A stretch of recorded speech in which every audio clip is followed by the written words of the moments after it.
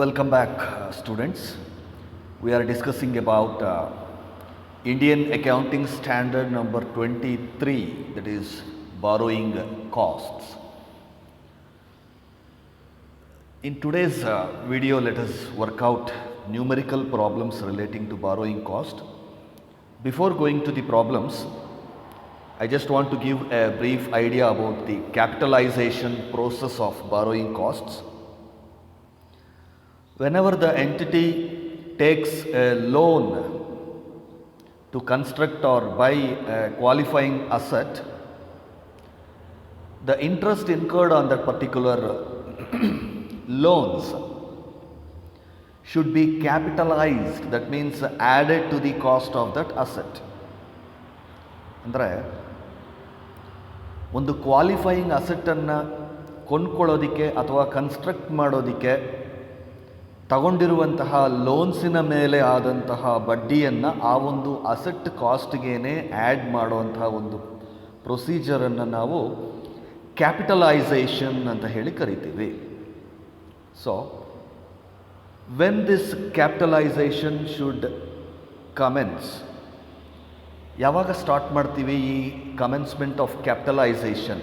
That means whenever the work of a qualified asset begins or activities that are necessary to prepare the assets for its intended use, ಆ ಒಂದು ಪರ್ಪಸ್ಗೋಸ್ಕರ ಒಂದು ಅಸೆಟ್ಟನ್ನು ಯಾವಾಗ ನಾವು ತಯಾರಿ ಮಾಡೋದಕ್ಕೆ ಶುರು ಹಚ್ಕೊಳ್ತೀವೋ, like let us say for example we have taken a loan from a bank on 1st January. So January 1st ಒಂದು ಲೋನನ್ನು ನಾವು ತಗೊಂಡಿದ್ದೀವಿ, ಒಂದು ಕ್ವಾಲಿಫೈಯಿಂಗ್ ಅಸೆಟ್ಗೋಸ್ಕರ ತಗೊಂಡಿದ್ದೀವಿ. ಬಟ್ ಕ್ವಾಲಿಫೈಯಿಂಗ್ ಅಸೆಟ್ಟಿನ ಕೆಲಸ ನಾವು ಜಾನ್ವರಿಯಲ್ಲಿ ಬಿಗಿನ್ ಮಾಡಲ್ಲ. Let us say we will begin from March. So but loan is taken on 1st January. ನೋಡಿ, ಬ್ಯಾಂಕ್ ಅವರು ಯಾವತ್ತಿನ ದಿನ ನಮಗೆ ಲೋನ್ ಕೊಡ್ತಾರೋ ಇಮಿಡಿಯೇಟ್ಲಿ ಅವತ್ತಿಂದನೇ ನಮಗೆ ಇಂಟ್ರೆಸ್ಟನ್ನು ಚಾರ್ಜ್ ಮಾಡೋದಕ್ಕೆ ಶುರು ಮಾಡ್ತಾರೆ. ನಾವು ಬ್ಯಾಂಕಿಗೆ ಹೇಳೋಕ್ಕಾಗಲ್ಲ, ನೋಡಿ ಸರ್ ಇವತ್ತು ಲೋನ್ ಕೊಟ್ಬಿಡಿ, ಇವತ್ತು January 1st, ನಾನು ಅಸೆಟ್ ಕೆಲಸನ ಇವತ್ತಿಂದ ಶುರು ಮಾಡಲ್ಲ, ಒಂದು 2 ತಿಂಗಳು ಆದಮೇಲೆ ಶುರು ಮಾಡ್ತೀನಿ, 2 ತಿಂಗಳಿಗೆ ನನಗೆ ಬಡ್ಡಿ ಹಾಕ್ಬಿಡಿ. How can it be possible? Will the bank agree for this? No. ನೀವು ಯಾವತ್ತಿನ ಬೇಕಾದರೂ ಕಟ್ಕೊಳ್ರಿ, ಯಾವತ್ತು ಬೇಕಾದರೂ ನೀವು ಕನ್ಸ್ಟ್ರಕ್ಷನ್ ಸ್ಟಾರ್ಟ್ ಮಾಡ್ಕೊಳ್ಳಿ, ಬಟ್ ಲೋನ್ ಇವತ್ತಿಂದ ಕೊಡ್ತಾ ಇದ್ದೀವಿ, so from today you have to pay interest ಅಂತ ಹೇಳ್ತಾರೆ. ಸೊ ಹಾಗಾಗಿ ಬಾರೋಯಿಂಗ್ ಕಾಸ್ಟು ಶುರುವಾಗ್ಬಿಡುತ್ತೆ, ಇಂಟ್ರೆಸ್ಟ್ ಶುರುವಾಗುತ್ತೆ, ಬಟ್ ಅಸೆಟ್ ಕೆಲಸ ಶುರುವಾಗಿಲ್ಲ. ಸೊ ನಾವು ಕ್ಯಾಪಿಟಲೈಸೇಷನ್ ಯಾವತ್ತಿಂದ ಶುರು ಮಾಡಬೇಕು? See, the capitalisation process should not begin from the date of the loan. Interest will be charged from the date of the loan, but capitalization of borrowing cost will not begin from the date of the loan.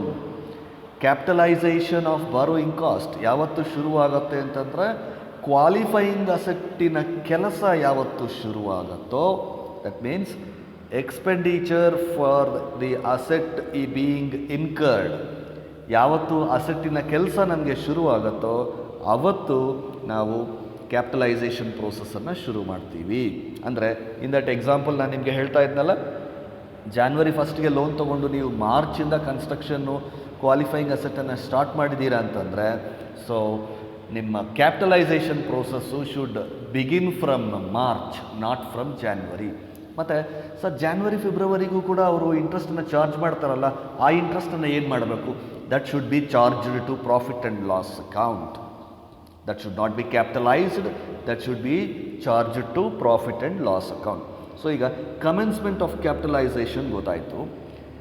ಒಂದು ಸಲ commencement ಆದಮೇಲೆ suspension in between ಏನಾದರೂ ಅದನ್ನು ನಾವು stop ಮಾಡ್ತೀವಾ?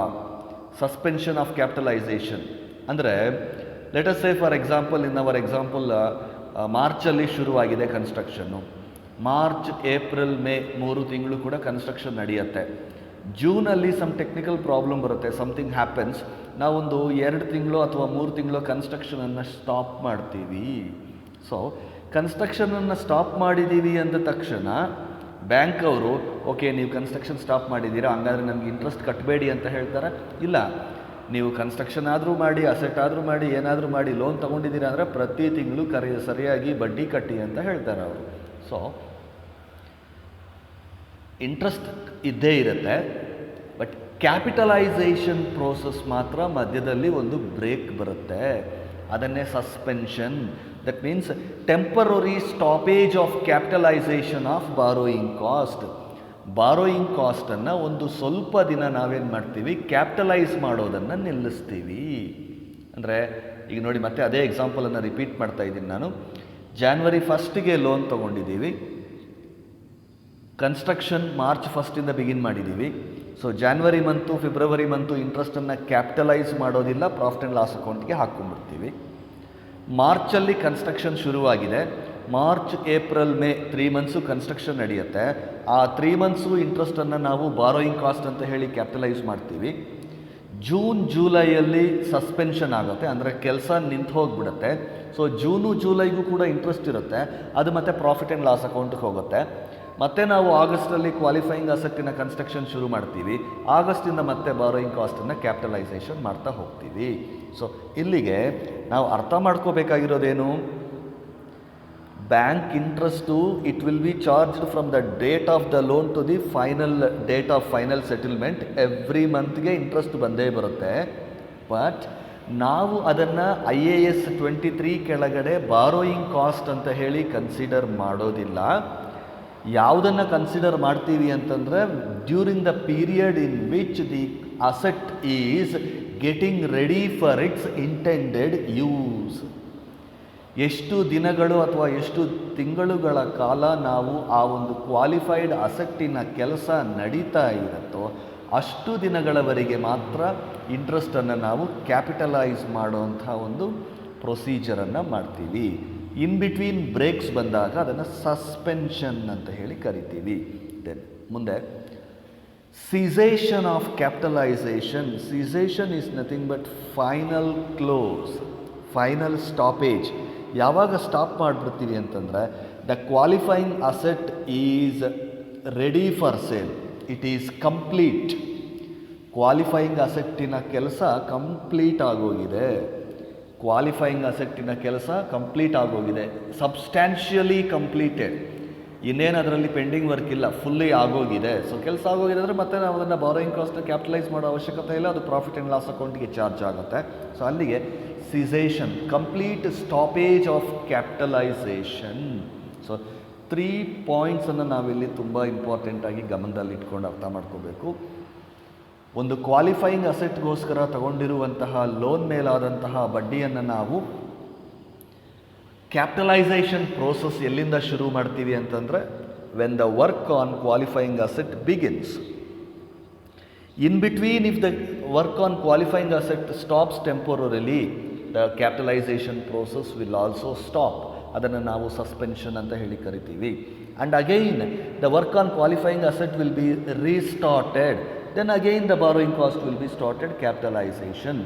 And one fine day suddenly all the work of the qualifying asset has been completely 100% finished.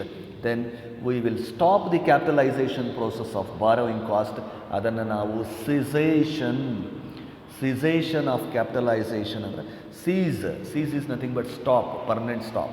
So cessation of capitalization anta heli karitivi. So commencement, suspension, cessation ಮೂರನ್ನು ಕೂಡ ನೀವು ಅರ್ಥ ಮಾಡ್ಕೊಂಡ್ಬಿಟ್ರೆ, the last point which you should, disclosure ಬಗ್ಗೆ. Disclosure ಅಂತಂದರೆ financial ಸ್ಟೇಟ್ಮೆಂಟ್ಸನ್ನು ನಾವು prepare ಮಾಡುವಾಗ, when you are preparing financial statements of the entity, we should show the amount of borrowing cost capitalised.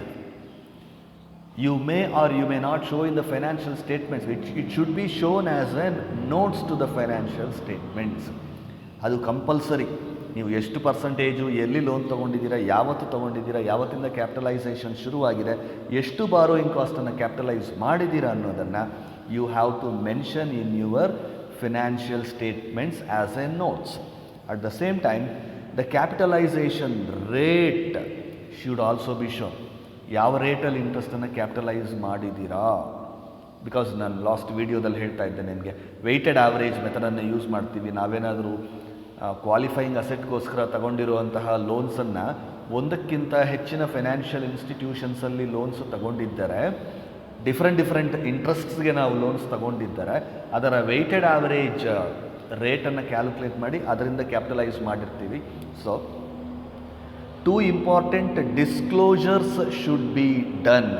Disclosures should be made when borrowing cost is capitalized in the books of accounts.